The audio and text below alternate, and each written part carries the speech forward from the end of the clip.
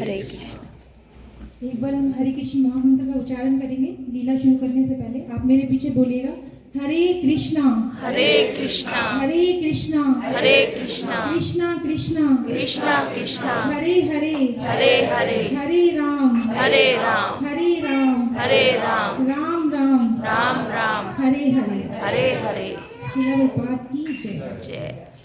आप सबसे प्रार्थना करती हूँ, मैं मेरी योग्यता नहीं है मैं भगवान की लीलाओं का गुणगान कर पाऊँ, लेकिन मुझे सेवा मिली है तो मैं अपने प्यूरिफिकेशन के लिए जो मैंने आचार्यों से सुना है उसको थोड़ा सा बताने का प्रयास करूंगी।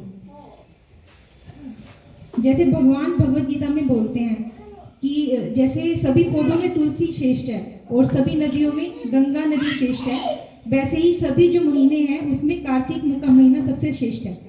तो लीला शुरू करने से पहले मैं आपसे एक क्वेश्चन पूछती हूँ कि ये कार्तिक का महीना भगवान को इतना प्रिय क्यों है? आप में इसे हाथ खड़ा करके बताइए, ये जो कार्तिक का महीना है ये भगवान का सबसे प्रिय महीना क्यों है, क्यों बोलते हैं? बताइए माता जी आप। नहीं, किसी को मालूम है कार्तिक का महीना सबसे श्रेष्ठ क्यों है? जो ये कार्तिक का महीना है ये है ना राधा रानी का सबसे प्रिय, क्योंकि इसकी अधिष्ठात्री देवी है वो राधा रानी है। जो राधा रानी है वो भगवान की सर्वश्रेष्ठ भक्त है। और जो कार्तिक का महीना है ना इसमें भगवान ने बहुत सुंदर सुंदर लीलाएं की है। जैसे दीपावली के दिन अयोध्या जी आए भगवान रावण का वध करके, और उसके बाद नेक्स्ट डे भगवान ने गोवर्धन लीला की, 7 दिन तक गोवर्धन पर्वत उठाया। ऐसे राधा कुंड का प्रकट्य दिवस भी इस कार्तिक के महीने में होता है। जैसे अभी परसों गोपाष्टमी थी तो 5 साल होके जब भगवान हो गए थे तो उनको गोचारण के लिए भेजा गया था, तो एक गोचारण लीला भी इसी महीने के अंदर हुई थी। तो भगवान को ये प्रिय मास इसलिए है क्योंकि ये इस मास की अधिष्ठात्री देवी राधा रानी है और राधा रानी भगवान की सर्वश्रेष्ठ भक्त है। और इस महीने में भगवान ने बहुत सुंदर सुंदर लीलाएं की है। और राधा रानी का एक नाम उर्जेश्वरी देवी भी है, क्योंकि ये कार्तिक का जो महीना है इसमें ये राधा रानी जो है ऊर्जा देने वाली है।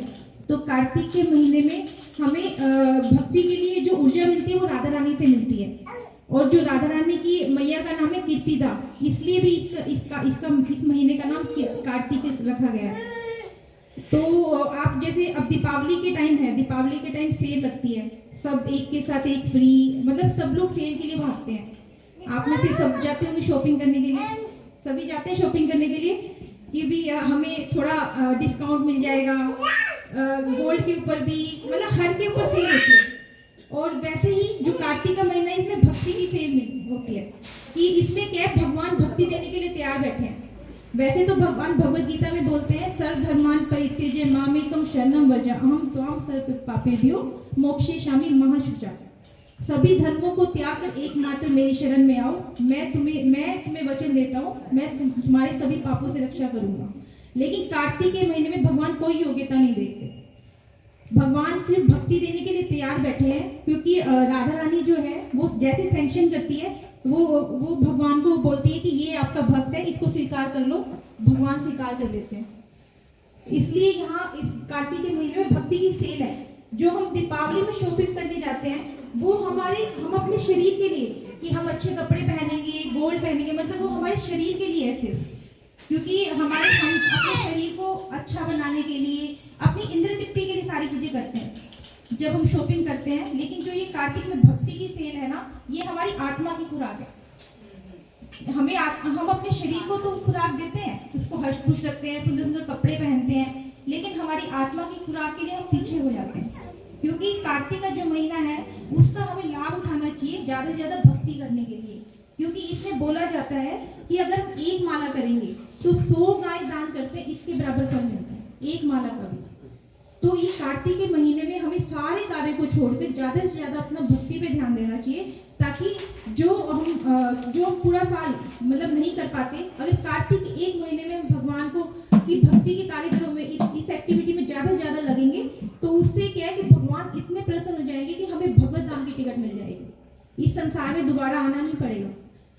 क्योंकि जैसे मेरे प्रभु जी ने भी बताया था कि ये संसार दुखों का घर है, चाहे कोई माने या न माने इस संसार में दुख है। हम लोग यहाँ अपनी रिस्पॉन्सिबिलिटी पूरी करने के लिए आए हैं और दोबारा आएंगे और फिर इस संसार से चले जाएंगे, फिर दोबारा 84 लाख योनियों में जन्म होगा, फिर मनुष्य का जन्म, जो कि बहुत मुश्किल से मिलता है। मनुष्य जन्म ही हमें भक्ति करने के लिए मिला है। और योनि में तो हम भक्ति नहीं कर सकते। और योनि में तो सिर्फ इंद्र तृप्ति है, अपना खाना सोना पीना ये सब। लेकिन जो मनुष्य योनि है वो धर्म, जिसमें धर्म जो है कि हम भगवान की भक्ति करें और इस संसार में अपनी रिस्पॉन्सिबिलिटी को पूरा करते हुए और दोबारा इस संसार में ना आए, उसकी भी भक्ति करें और वापस भगवत धाम जाए। क्योंकि हम लोग स्वयं भगवान हमारे पिता हैं, तो इसलिए हम वहाँ से आए हैं और हमें दोबारा भगवान के पास ही जाना है। क्योंकि हमें थोड़ा हम भी इंजॉय बनना चाहते थे, तो इसलिए हम इस संसार में आए कि भगवान, क्योंकि हमें एक माइनर फ्रीडम दी गई है। जैसे एक पिता होते हैं ना, वो तो उसके बच्चे के अंदर भी पिता के कुछ गुण आते हैं, तो ऐसे भगवान तो सब कुछ करने वाले हैं, तो उनकी क्वालिटी हमारे अंदर भी है और ऐसे ही एक माइनर फ्रीडम भी है। तो इसलिए हमने इंजॉय बनने की कोशिश करी कि हम इंजॉय करना चाहते हैं, इसलिए इस संसार में आए। तो कोशिश करनी चाहिए। कार्तिक का जो अब मोस्टली टाइम चला गया, कार्तिक का अब सिर्फ लास्ट कल जो भीष्म पंचक शुरू हो रहा है, जिन्होंने पूरा महीना कार्तिक का कुछ नहीं किया, भगवान की भक्ति नहीं की, तो जो ये 5 दिन है ना भीष्म पंचक के, इसमें हम कर लेंगे ना कि 5 दिन हम भगवान के लिए सिर्फ कि मैं जो मेरी रिस्पॉन्सिबिलिटी है उसको पूरा करते हुए, उसमें भी जैसे हम कोई काम कर रहे हैं तो चिंतन कर सकते हैं हमारे अंदर से।